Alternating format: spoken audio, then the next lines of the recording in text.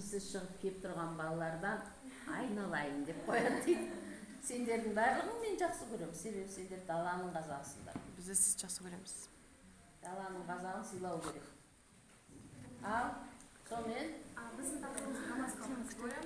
Жоспар бойынша біз ең алдымен ең керемет нақысыңдар ғой. біз зерттеушілердің деректер негізінде грамматиканы түсіндіріп өтеміз және грамматикалық категория түсініктемесіне анықтама береміз. Екіншіден Ахановтың, Кәкен Ахановтың деректерінің негізінде грамматикалық категория белгілеген, оның түрлерін тоқталып өтеміз. Және үшіншіден Кәкен Жарайды, онда бірден белгілерін айтыңдаршы. Ең өз керек жер сол жер бұларға.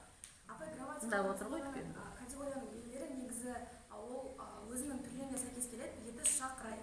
Етіс, шақ, жақ, рай болып келеді. Мысалы, етістікте 3 категория бар деп қойсайшы. Мысалы, етістікте 3 негізі одан да көп. Апай негізі именно етістікті зерттеген ғой, етіс категориясын. Апаңның дәрісінен түстіңдер ғой, содан